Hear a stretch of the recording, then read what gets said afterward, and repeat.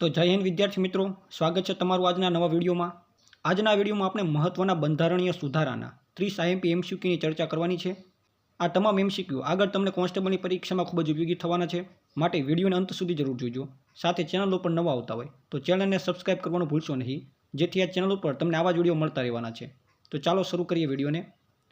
પહેલો પ્રશ્ન, ભારતના બંધારણમાં સુધારો કરવાની પ્રક્રિયા કયા દેશના બંધારણમાંથી લેવામાં આવી છે?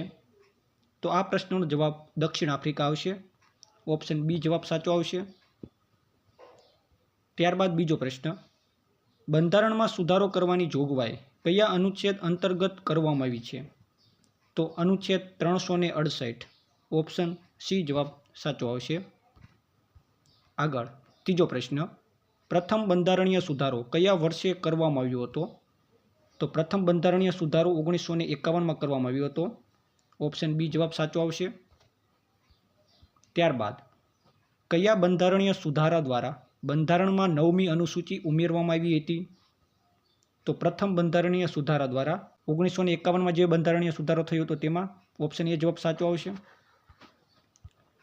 ત્યારબાદ આગળ કયા બંધારણીય સુધારા દ્વારા ભાષાના આધારે રાજ્યોની પુનઃરચના કરવામાં આવી? તો 7મો સુધારો 1956માં। ઓપ્શન બી જવાબ સાચો આવશે। આગળ કયા બંધારણીય સુધારાને લઘુ બંધારણ એટલે કે મિની કોન્સ્ટિટ્યુશન તરીકે ઓળખવામાં આવે છે? તો 42મો બંધારણીય સુધારો 1976। ઓપ્શન બી જવાબ સાચો આવશે। આગળ 42મા બંધારણીય સુધારા 1976 દ્વારા આમુખમાં કયા 3 નવા શબ્દો ઉમેરવામાં આવ્યા હતા? તો સમાજવાદી, બિનસાંપ્રદાયિક અને અખંડિતતા। ઓપ્શન એ જવાબ સાચો આવશે। ખાસ યાદ રાખી લેજો, આ પ્રશ્ન ખૂબ જ આઈએમપી છે, જે વારંવાર પરીક્ષામાં પૂછાયેલો છે। ત્યારબાદ ભારતીય નાગરિકોની મૂળભૂત ફરજો કયા સુધારા દ્વારા બંધારણમાં ઉમેરાઈ? તો 42મા સુધારાથી 1976માં। ઓપ્શન બી જવાબ સાચો આવશે। આગળનો પ્રશ્ન છે, કયા સુધારા દ્વારા મિલકતનો અધિકાર મૂળભૂત અધિકારોમાંથી હટાવીને કાનૂની અધિકાર બનાવાયો? તો 44મા બંધારણીય સુધારા દ્વારા, જે 1978માં કરવામાં આવ્યો હતો। ઓપ્શન બી જવાબ સાચો આવશે। આગળ મતદાન કરવાની ઉંમર 21 વર્ષથી ઘટાડીને 18 વર્ષ કયા બંધારણીય સુધારા દ્વારા કરવામાં આવી? તો 61મા બંધારણીય સુધારા દ્વારા 1989માં કરવામાં આવ્યો હતો। ઓપ્શન બી જવાબ સાચો આવશે। આગળ 11મો પ્રશ્ન, પક્ષ પલટા વિરોધી કાયદો કયા બંધારણીય સુધારા દ્વારા લાવવામાં આવ્યો? તો 52મો બંધારણીય સુધારો 1985 દ્વારા। ઓપ્શન એ જવાબ સાચો આવશે। ત્યારબાદનો પ્રશ્ન છે, કયા બંધારણીય સુધારા દ્વારા દિલ્હીને રાષ્ટ્રીય રાજધાની પ્રદેશ એટલે કે એનસીઆરનો દરજ્જો મળ્યો? તો 69મો સુધારો આવશે 1991 દ્વારા। ઓપ્શન બી જવાબ સાચો આવશે। આગળનો પ્રશ્ન છે, પંચાયતી રાજ સંસ્થાઓને બંધારણીય દરજ્જો આપતો 73મો બંધારણીય સુધારો કયા વર્ષે અમલમાં આવ્યો? તો 1993 24 એપ્રિલના દિવસે। ઓપ્શન સી જવાબ સાચો આવશે। આગળ 74મો બંધારણીય સુધારો કોના સંબંધિત છે? તો નગરપાલિકાઓ અને મહાનગરપાલિકાઓ સંબંધિત। ઓપ્શન બી જવાબ સાચો આવશે। ત્યારબાદ 6 થી 14 વર્ષના બાળકો માટે મફત અને ફરજિયાત શિક્ષણનો અધિકાર કયા સુધારા દ્વારા ઉમેરાયો? તો 86મો બંધારણીય સુધારો 2002 દ્વારા। ઓપ્શન સી જવાબ સાચો આવશે। આગળ 86મા સુધારા દ્વારા બંધારણમાં કયો નવો અનુચ્છેદ ઉમેરવામાં આવ્યો? તો તેનો જવાબ આવશે અનુચ્છેદ 21A। ઓપ્શન બી જવાબ સાચો આવશે। આગળ કયા બંધારણીય સુધારા દ્વારા મંત્રીમંડળનું કદ લોકસભાની કુલ સંખ્યાના 15% સુધી મર્યાદિત કરવામાં આવ્યું? તો 91મો સુધારો 2003 દ્વારા। ઓપ્શન એ જવાબ સાચો આવશે। ત્યારબાદ 92મા બંધારણીય સુધારા 2003 દ્વારા 8મી અનુસૂચિમાં કઈ 4 ભાષાઓ ઉમેરવામાં આવી? તો આ પ્રશ્નનો જવાબ બોડો, ડોંગરી, મૈથિલી અને સંથાલી આવશે। ઓપ્શન બી જવાબ સાચો આવશે। આગળ ભારત અને બાંગ્લાદેશ વચ્ચે લેન્ડ બાઉન્ડ્રી એગ્રીમેન્ટ LBA કયા બંધારણીય સુધારા અંતર્ગત થયો?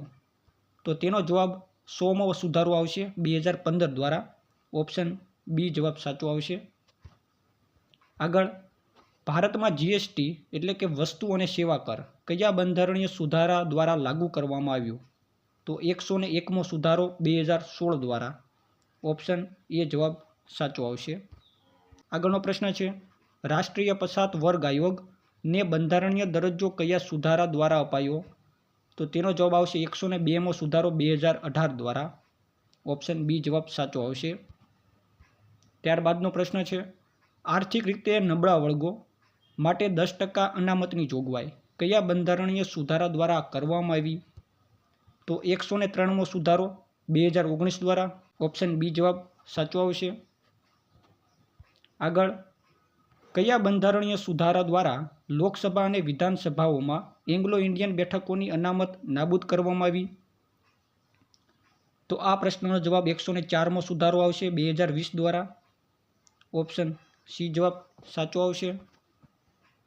ત્યારબાદનો પ્રશ્ન છે, લોકસભા અને રાજ્યની વિધાનસભાઓમાં મહિલાઓ માટે 33% બેઠકો અનામત રાખતો નારી શક્તિ વંદન અધિનિયમ કયો બંધારણીય સુધારો છે? તો 106મો સુધારો 2023. ઓપ્શન સી જવાબ સાચો આવશે. આગળ, કયા બંધારણીય સુધારા દ્વારા સહકારી મંડળીઓને બંધારણીય દરજ્જો આપવામાં આવ્યો? તો 97મો સુધારો 2011 દ્વારા. ઓપ્શન બી જવાબ સાચો આવશે. આગળ, સુપ્રીમ કોર્ટ દ્વારા રદ કરવામાં આવેલ રાષ્ટ્રીય ન્યાયિક નિયુક્તિ આયોગ કયા બંધારણીય સુધારા હેઠળ બનાવાયું હતું? તો 99મો સુધારો 2014 દ્વારા. ઓપ્શન બી જવાબ સાચો આવશે. ત્યારબાદનો પ્રશ્ન છે, સિંધી ભાષાને 8મી અનુસૂચિમાં 15મી સત્તાવાર ભાષા તરીકે કયા સુધારા દ્વારા ઉમેરવામાં આવી હતી? તો 21મા સુધારા દ્વારા 1967ની સાલમાં. ઓપ્શન એ જવાબ સાચો આવશે. આગળ, બંધારણના કયા ભાગમાં બંધારણીય સુધારાની પ્રક્રિયા વર્ણવી છે? તો ભાગ 20માં. ઓપ્શન સી જવાબ સાચો આવશે. આગળનો પ્રશ્ન છે, સંસદ બંધારણના મૂળભૂત માળખામાં ફેરફાર કરી શકતી નથી. આ ચુકાદો સુપ્રીમ કોર્ટે કયા કેસમાં આપ્યો હતો? તો Keshavananda Bharati case 1973માં. Option B જવાબ સાચો આવશે.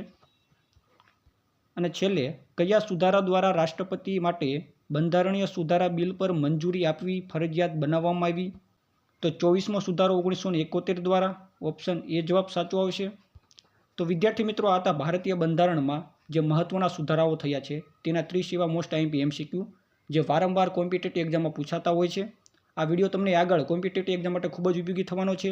જો આ વિડીયો ગમ્યો હોય તો વિડીયોને લાઇક કરી દેજો, સાથે તમારા મિત્રોને પણ શેર જરૂરથી કરી દેજો.